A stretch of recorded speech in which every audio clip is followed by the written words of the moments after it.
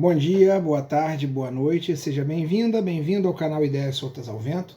Meu nome é José Benito, sou professor de História e criei esse canal como um espaço de debate para algumas ideias, análises, provocações, proposições sobre a realidade do Brasil e do mundo que eu faço aqui.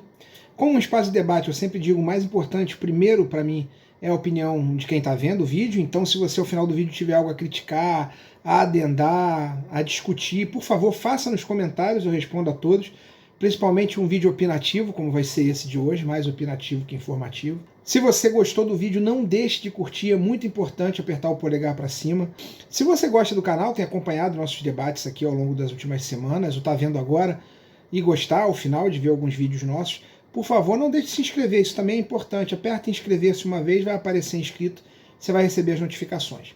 Era ideia fazer um vídeo opinativo sobre algumas questões, eu tinha algumas propostas, e o que me convenceu a fazer esse vídeo sobre esse tema é o que está acontecendo aqui perto da minha rua, que é um comício eleitoral de um vereador vizinho nosso aqui, eu moro em Duque de Caxias, um vereador que busca a reeleição, ou seja, participa da trágica Câmara de Duque de Caxias, e as falas deles me animaram a decidir. O tema do nosso vídeo é a democracia representativa eleitoral de modelo burguês e a maneira como ela se organiza no Brasil de 2020. Antes da gente começar a discutir, é importante marcar alguns posicionamentos aqui. Primeiro, esse não é um vídeo de história. Apesar de produzido e apresentado por um professor de história, eu não quero aqui fazer uma ampla análise do processo, da elaboração do processo representativo eleitoral de modelo burguês que vem lá da Revolução Francesa até hoje. A ideia não é historicizar essa lógica, mas a gente entende essa lógica. É um modelo que se diz representativo, é um modelo que se diz que atende a todos, e a forma de participação, na essência, de qualquer cidadão nas decisões políticas do país, mas a gente sabe que não. Há uma série de questões, e a própria restrição à representatividade que esse modelo teve durante trocentos anos e continua até hoje, mesmo que a gente viva numa das maiores democracias do mundo, onde qualquer pessoa maior de idade, acima de 16 anos, pode votar, a gente sabe que há restrições, a gente vai discutir algumas. Então não é um vídeo de história, é um vídeo feito por alguém que tem críticas ao modelo representativo eleitoral burguês, né? Como uma pessoa que se considera progressista, crítica, de esquerda, eu tenho críticas, mas acho que é um vídeo que serve ao debate de quem acredita no sistema e quer reformá-lo, entende sinceramente que ele tem problemas e quer reformá-lo. Quem não acredita no sistema e quer aqui desenvolver argumentos para destroná-lo de vez, né? Ou quem tem dúvidas, mas acha que é possível melhorar, esse vídeo vai tentar cumprir essa lógica. Em linhas gerais, é importante a gente definir o que prega esse sistema, em linhas bem gerais, tá? O sistema representativo eleitoral diz o seguinte: em sociedades tão grandes como a nossa, em vez da gente, de uma democracia direta, que seria impossível, né, a melhor maneira é uma democracia representativa, onde a gente escolhe um número limitado de representantes a partir da sua similaridade de pensamento, da sua proximidade de pensamento com a gente.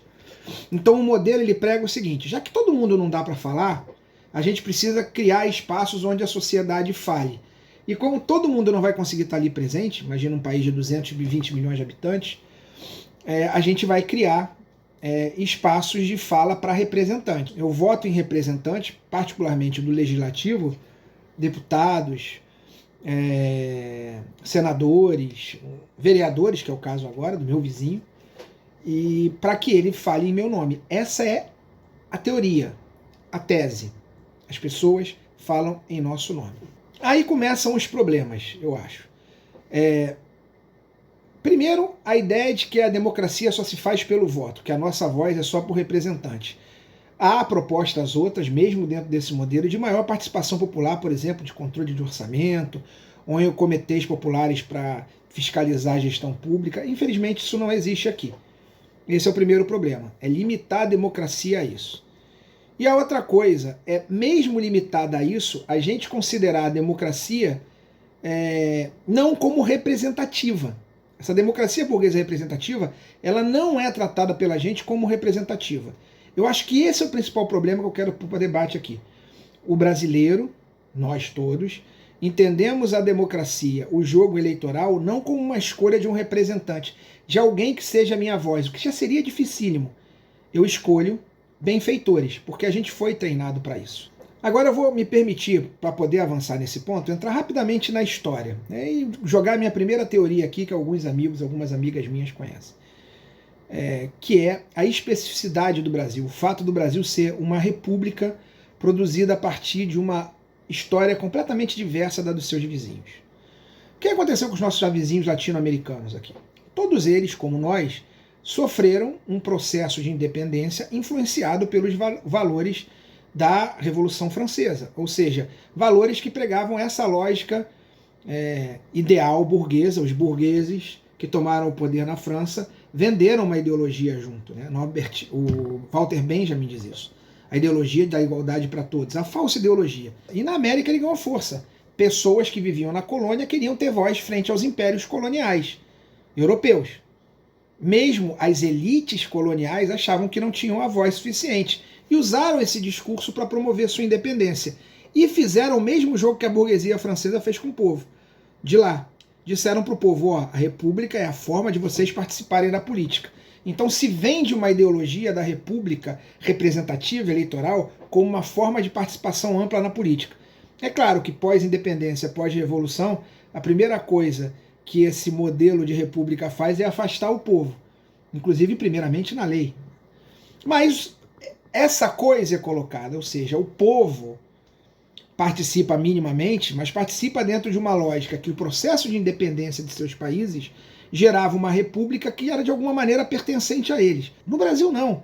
A gente tem uma excrescência, uma jabuticaba, um cisto político que se chama Império Brasileiro. Muita gente gosta, eu acho terrível. Por que eu chamo o Império de um cisto? Porque a gente sai do domínio de uma metrópole colonial europeia que é Portugal, e em vez de aqui vender um discurso de uma nova coletividade daqueles residentes aqui, desses partícipes de uma ideia de nação que ia ser construída, em vez da gente fazer isso, não. A gente reproduz um modelo de monarquia. Ao contrário dos nossos vizinhos, a gente não vendeu ao povo o ideário de participação coletiva na política. A gente se livra de um império metropolitano europeu, explorador, e faz a nossa independência comandada por uma lógica monárquica, comandada pelo filho do rei de Portugal. A gente mantém uma monarquia que é, em essência, excludente, que não quer povo, que é para poucos. E essa monarquia, esse império, vai durar por 60, 70 anos, mantendo a exclusão na raiz, mantendo a escravidão. A república que o substitui não é melhor que isso. Ela introjeta esses anos de elitismo, de dominação. É uma república que nasce na mão dos militares, das elites do país, de algum nível, elites políticas, elites econômicas, como também foi no resto da América. Só que no resto da América houve o discurso para o povo. Eu precisava trazer o povo do nosso lado. Aqui não. A gente foi mantido alijado, foi mantido afastado. E a nossa participação no processo político, o tempo todo, é de mais afastamento do que dos nossos vizinhos. Eu estou dizendo que lá é melhor, eu estou dizendo que lá eles sempre vão acertar, não. A política latino-americana tem uma série de problemas.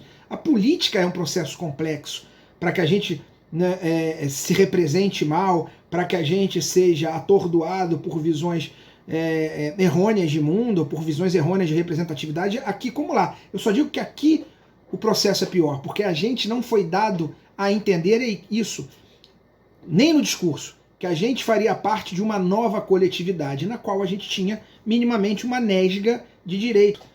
O voto no Brasil é algo que demorou a ser conquistado.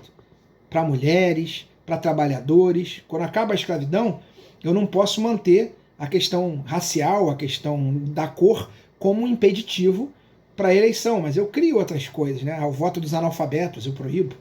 O voto do que eu chamava de vagabundo é uma coisa genérica. Então, eu crio uma série de afastamentos do povo e isso vai persistir. Quando o povo é chamado para o jogo político mais intensamente, ele é chamado por uma elite política que continua se olhando de cima para baixo, que continua se achando benfeitora do povo, na melhor das hipóteses. Esse distanciamento entre o palco e o povo existe até hoje. E eu vou dizer, com idas e vindas, pior hoje. Eu acho que a política brasileira, por incrível que pareça, depois de alguns avanços, ela piorou nos últimos anos. Eu tomo como norte a Constituição de 1988.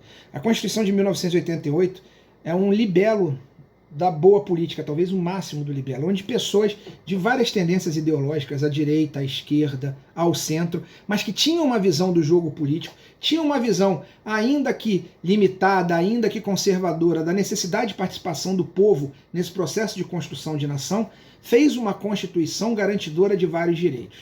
Era uma lógica, mesmo para uma elite antipopular, a galera que fez a Constituição era bem melhor do que a gente tem hoje. E é claro que tinha os bandidos, é claro que tinha, mas era bem melhor no entendimento coletivo.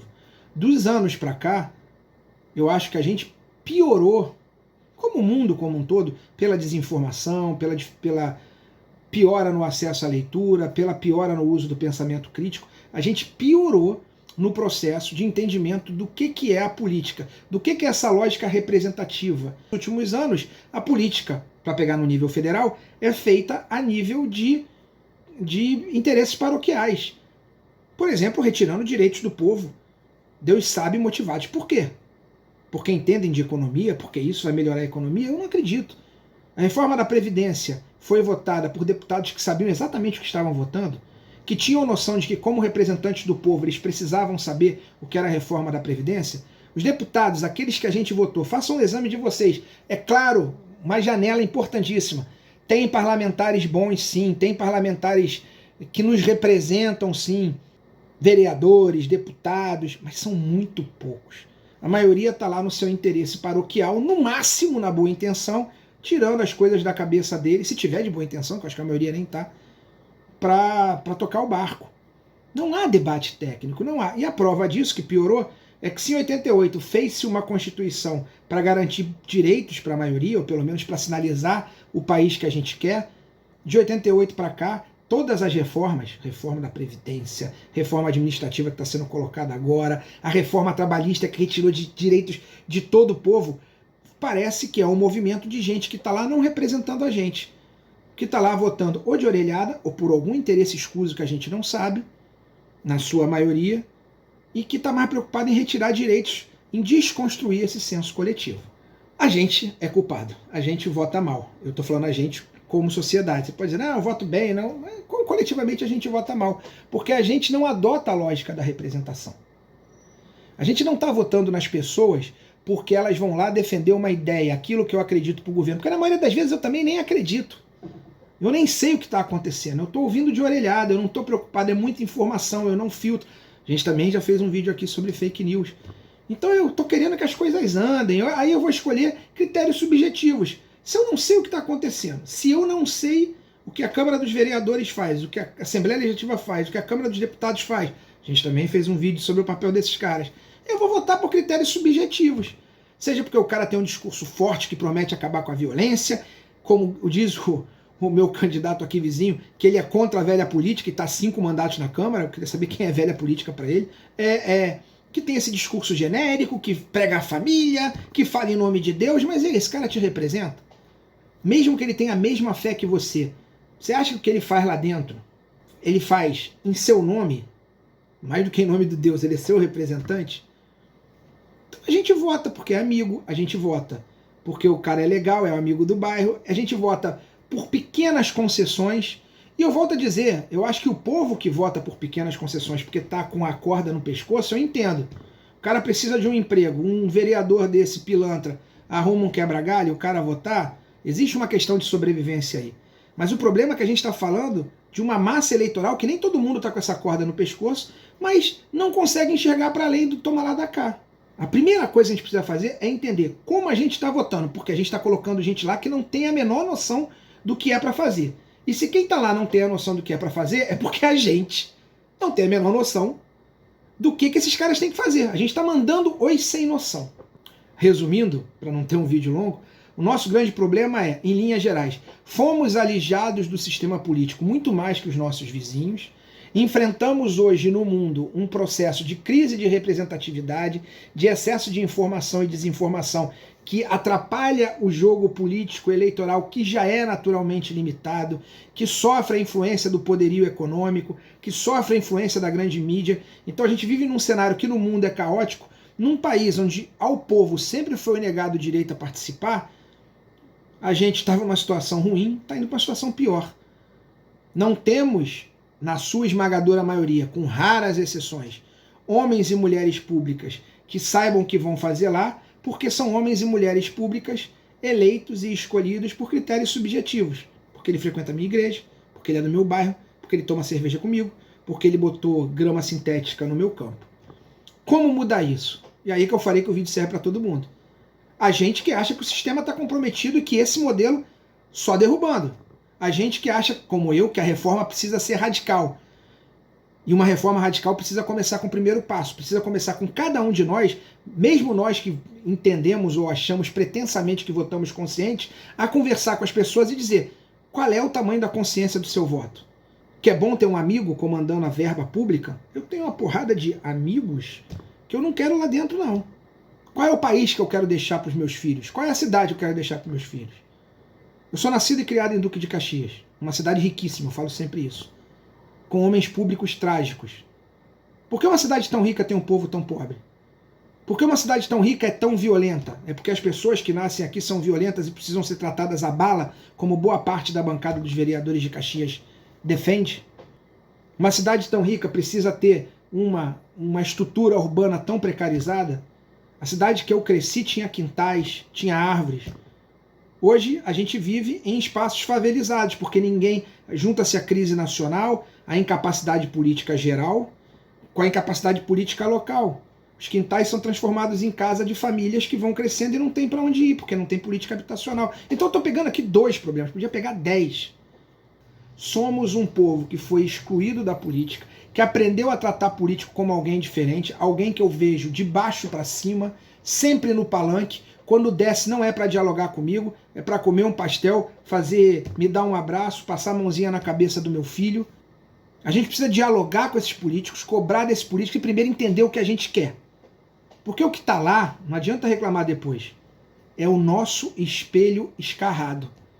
E sinceramente, quando eu olho para a imagem da Câmara dos Deputados Federal ou para a Câmara dos Vereadores de Duque de Caxias, eu vejo como a gente conseguiu espelhar o que há de pior na gente em espaços que deveriam ser, pelo menos em teoria, espaços de participação política, democráticos, que garantisse que cada um de nós fosse representado. Ou a gente muda a nossa mente, começa a fazer pequenas mudanças, ou então 2 saídas. Se conforma, porque o que está lá é a nossa cara, ou desbunda de vez e tenta construir uma alternativa nova a partir do zero.